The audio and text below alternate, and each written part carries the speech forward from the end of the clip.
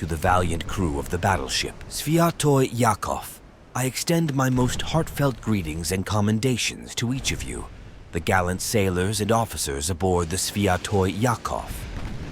Your unwavering courage and exceptional skill have not only upheld the proud traditions of the Soviet Navy, but have also etched the name of your vessel in the annals of our naval history.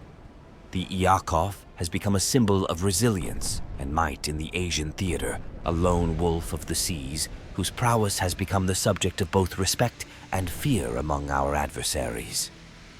Your repeated ventures into contested waters, engaging and vanquishing Japanese patrols, have demonstrated a remarkable blend of bravery, tactical acumen, and sheer determination.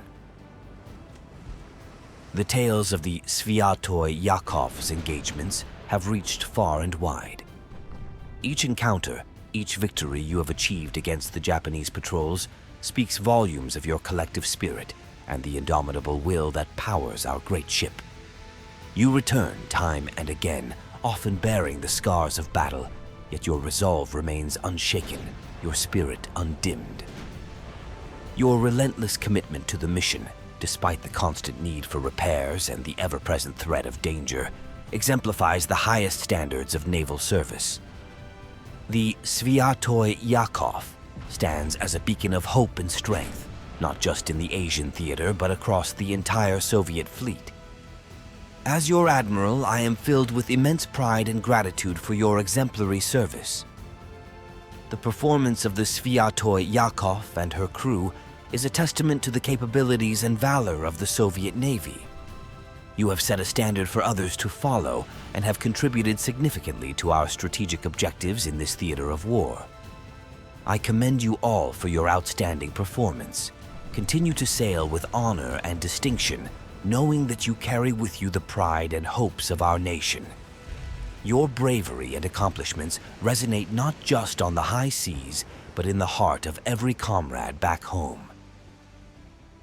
With the highest regard and unwavering support, Admiral Alexei Ivanovich Petrov. Hey guys, Stealth here, welcome to episode 15.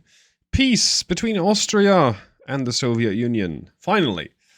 This is hopefully going to give me some money, because I'm running a little low. I got 400 million left, and I'm spending 21 million, as I have constructed a few more ships. And I believe my shipyard might be ready. So let's see what they're willing to give me. Serbia is a bit out of my league. So yeah, I just guess we're going to have to go with additional funding. It's not a lot. It's 135 million. The Japanese have also been requesting a peace. And I have said no. I don't want peace with the Japanese yet, because we are slowly but steadily building up more and more forces in Vladivostok. Unfortunately, Battleship Chesma is out for refit, and she's going to be there a while. Now, the problem is building my shipyards out. I might be able to refit Chesma with the current status, but for the rest of the displacement available on my shipyards, which is basically 50,000 tons here between the four cruisers, that's going to be another few months. So let's scroll to that refit over there, Chesma, with 3 months. The Sviatoy Iakov has been doing a lot of work for me, and with all this firepower and all this work comes a lot of repairs. This ship has done a ton of work, and she's going back to the shipyard basically every single time. Now the Japanese, do you remember that I showed you in the previous episode that I had an economy of 61 million? They went, and now they doubled it. I'm not sure how they did that. Last time I showed you was March. I checked in May. It's now August, by the way. I checked in May, and they went, okay, no, that's fine, let's double it. So I'm not sure if the Japanese are cooking the books. I just had a look at my own footage and went, what the hell are you doing? How do you do this? But they just doubled it. I don't know how. Must be some sort of AI nonsense. Now, what am I going to do about that? Not a whole lot. It's not something I can influence, but I can influence the amount of ships that they have, and I have been influencing that. And not necessarily in a good way from the Japanese perspective. What the Japanese have also somehow managed to do is incur the wrath of the Americans.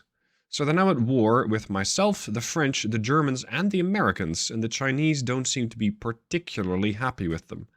So I will not be the only one hunting down their ships and potentially trying to launch invasions. Although the AI launching a naval invasion is something I think I have never seen. My reputation with the Americans, thankfully, is not necessarily bad. It's not great, but just look at the amount of ships that they got. It's a weird setup. They got all cruisers, destroyers and torpedo boats, but they have no battleship. I'm not sure what the AI is doing over here or what sort of doctrine they're following.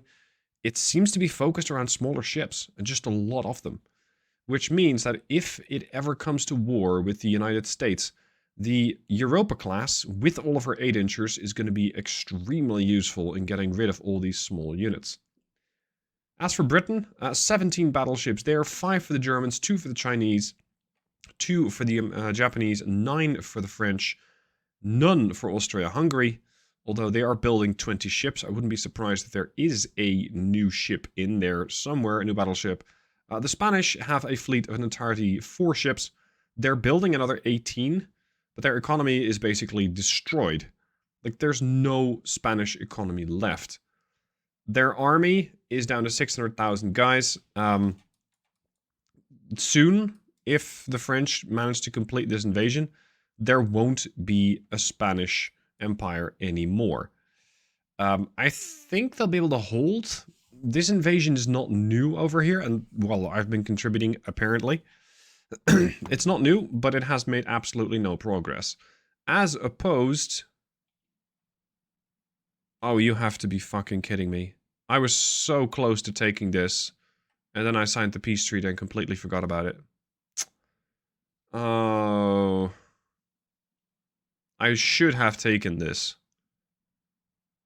I was like 92%, but I needed the money from the Austro-Hungarians, I thought.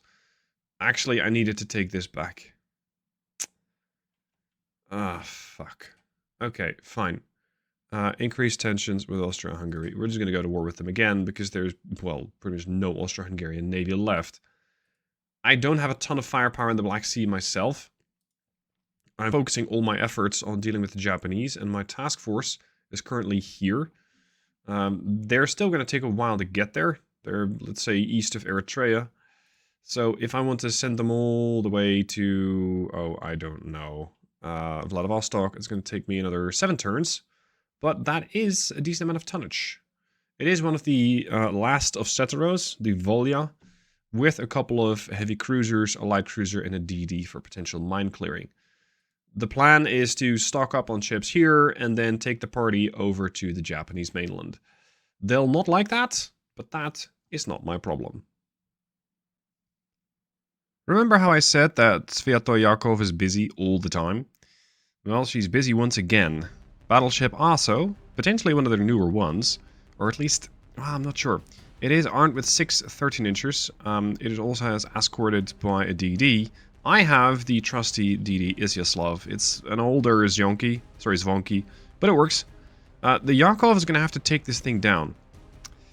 And that's not easy, because that's a lot of firepower with those 6 13.5-inch guns. My plan, mostly stay at range. Don't get hit too many times. Well, insofar as I can influence that. Just make sure that I eliminate the crew. I think that will be my best bet. What are you bouncing up and down? The HE on this ship is no slouch. At my current range of about 15 clicks, I can pen about an inch of armor, and that might just be enough to damage their superstructure.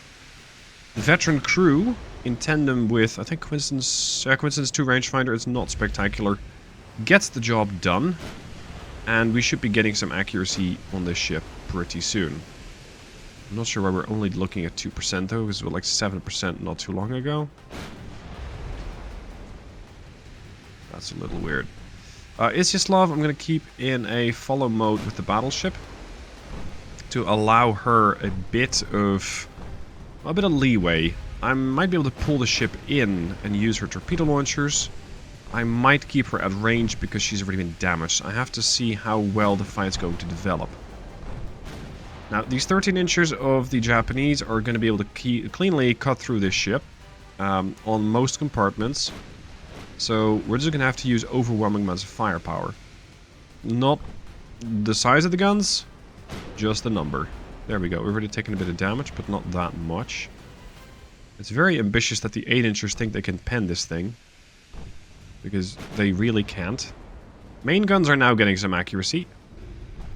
73%. That is much more like it. Don't worry about that second thing. This is the target. Destroyed main tower. There you go. I do believe that these have a bit of a vulnerability when it comes to their superstructure. The superstructure is 1 inch. The rest of the ship is fairly well protected. Aft belt is a bit of a weak spot at 2.9 inches.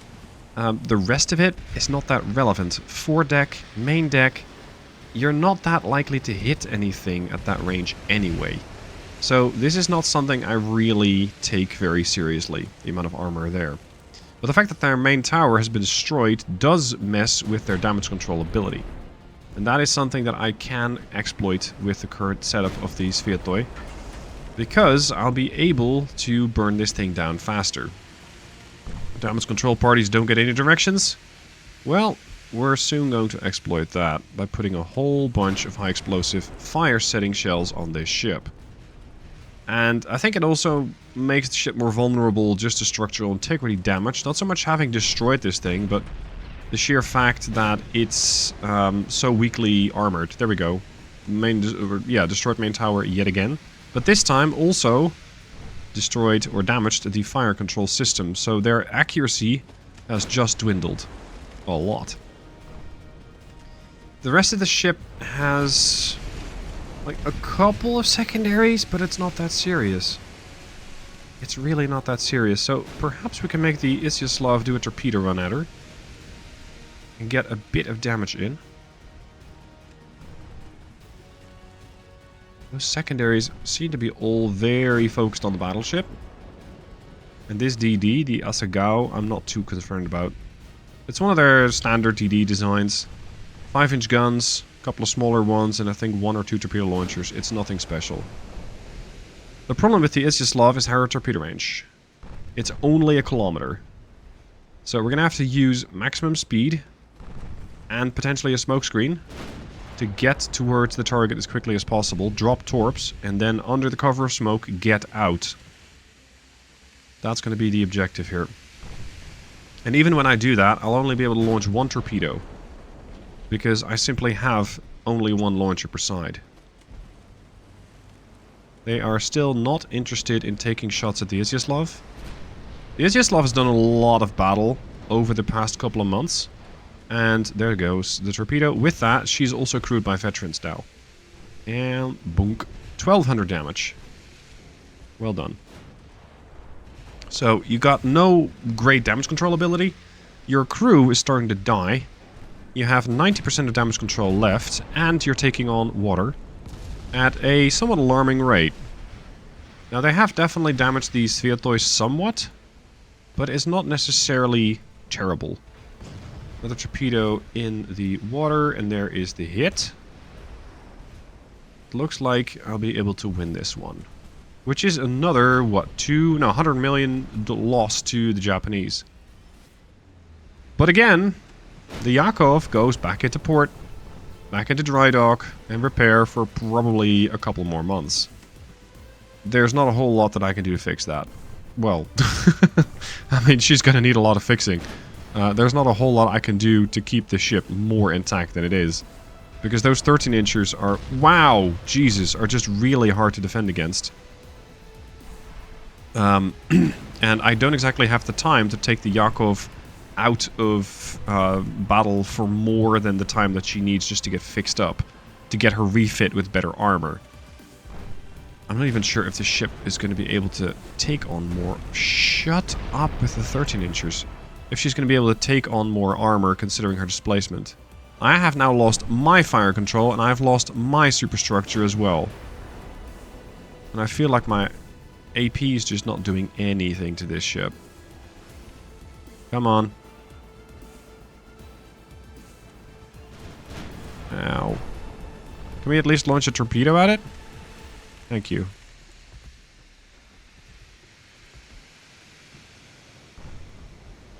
I just hope the ship doesn't slow down too much and still gets hit. Yeah, that should do it.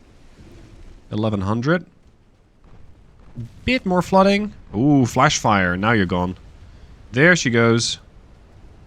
If that DD does not show up again, I won't lose any sleep over it. Especially considering the loss of accuracy on the battleship.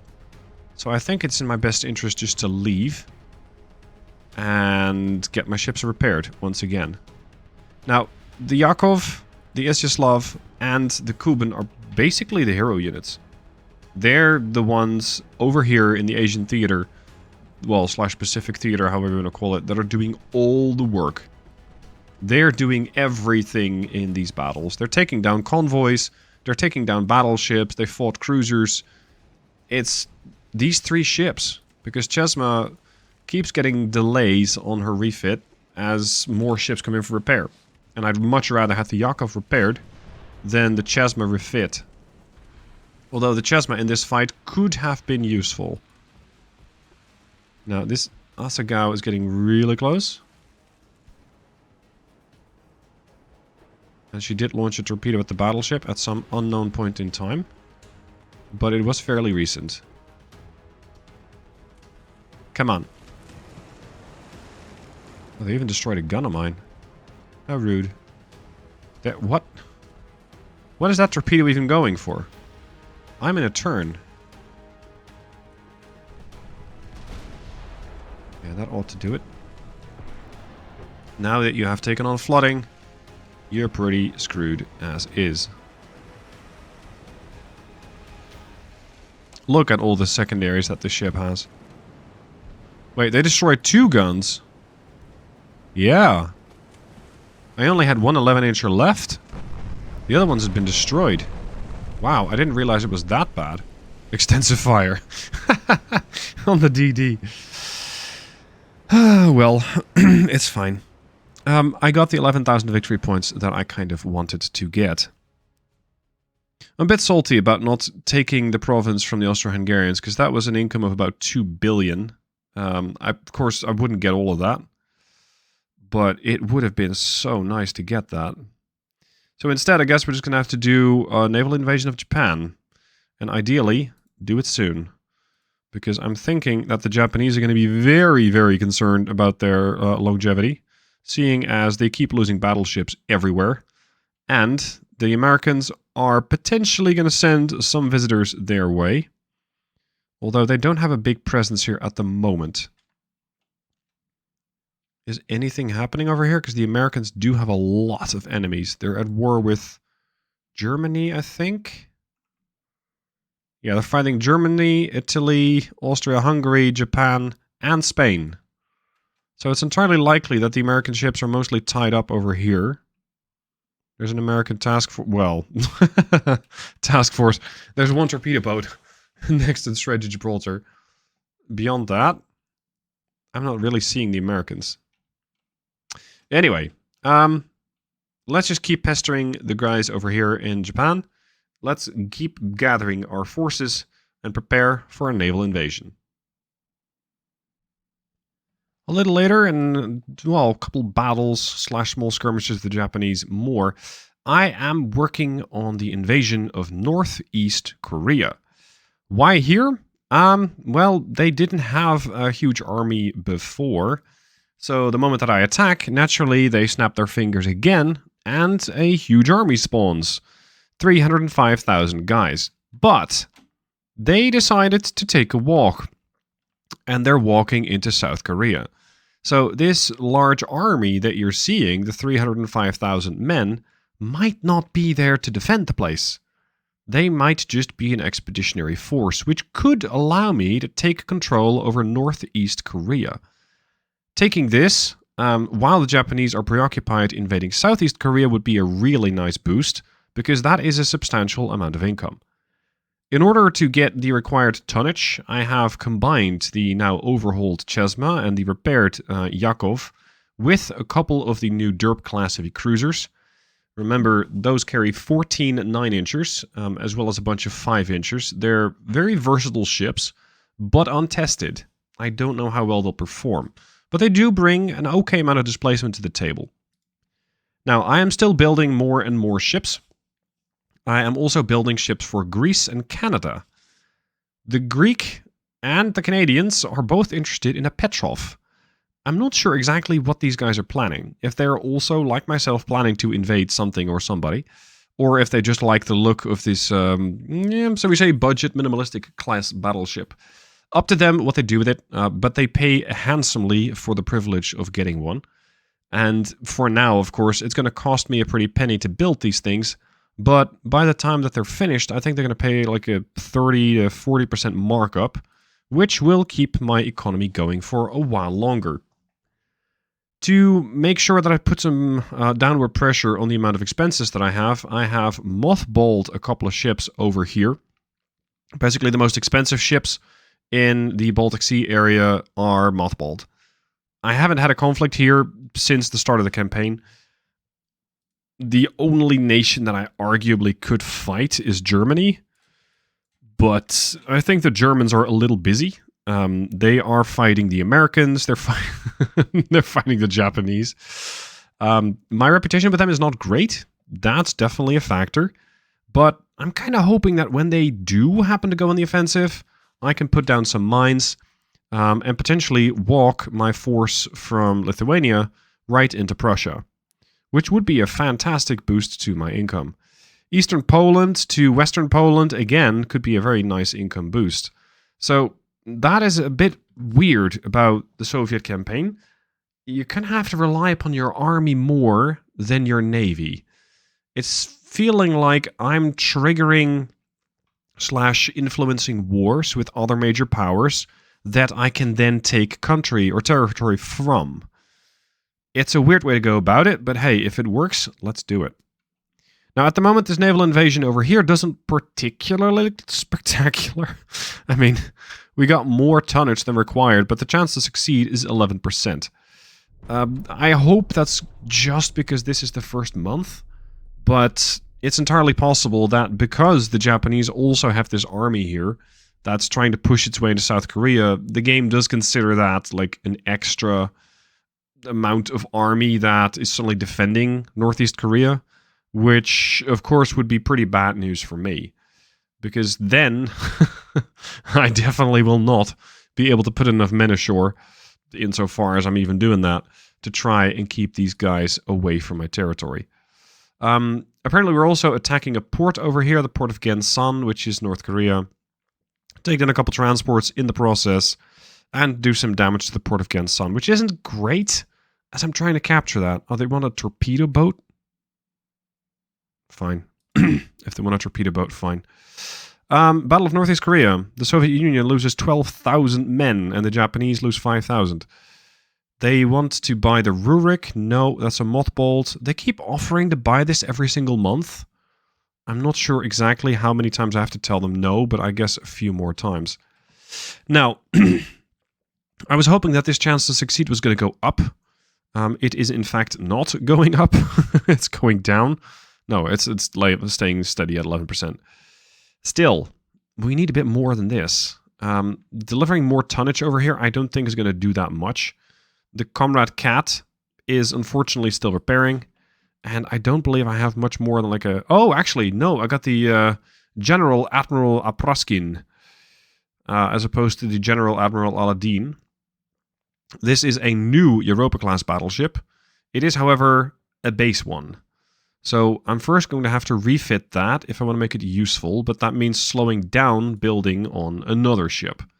And I am working on building Petrov and Riga, and I've slowed down / suspended the Apostle Pavel. How long is it going to take me to refit this ship? 2 months. Oh, that's fine. It's not terribly expensive either, so I'll suspend the construction of the Riga, keep the Petrov going. It's going to be slightly less than a year. The other ship that I can still overhaul is Europa. She's from 1906, and I think that with the additional firepower and the better engines, she's going to be more effective. So let's overhaul her as well, and we're still with that under our shipbuilding cap. So let's hope this naval invasion proceeds as planned, and if not, we're going to have to strike somewhere else. Now, this is that situation I was just talking about a moment ago, the situation I did not want. The German Empire going to war with us. It's not what I wanted, but it's the battle that we're getting, so we're just going to have to make do. What are you guys doing? They're sending 5 torpedo boats against the Ivan Gorod, which is an unupgraded Comrade Cat version. If you want to run into a hail of 5-inch guns, on your torpedo head be it. Unfortunately, Ivan Gorod finds herself in a storm, which means that the torpedo boats are very, very difficult to see, and potentially will be torpedoing me from every angle that they can possibly do so, without getting detected. Their torpedo range is probably well beyond me at this point. No, 3-3. It might be an older torpedo boat design from the Japanese, or they're using fast torps. Either way, this is going to be a challenging fight. The 5-inchers are going to have to work very hard. The crew training is regular, so I don't get a ton of accuracy bonuses. The 9-incher looks pretty good. I'm going to keep turning away from the enemy, though. I don't like the threat level here relative to the payoff. And that's exactly why. Ah, Jesus. Oh, they both hit? Oh, come on. I thought I was going to squeeze right through there. That's unfortunate. I might lose this cruiser now. Because now I'm a sitting duck. The Komahashi is also coming in, and she still has torps. I'm flooding.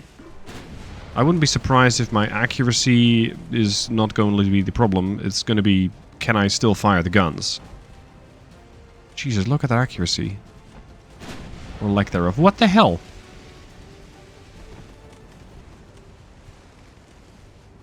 Whatever. We're going to try and cut across them. If we could... Ah, there it is. There it is. Come on, kill this thing before it reloads. Tough little ship. 12 hits. 17 hits, gone. Next, Komahashi. The problem is, I can't maneuver. I can turn to starboard, not to port, because my rudder is malfunctioning. So if Komahashi decides to launch torpedoes now, I hope that they run into the Hitose, not into me, because I sure as fuck can't dodge those. But it looks like this ship is a little busy with some other incidents aboard, so it might not actually be trying to target me right now.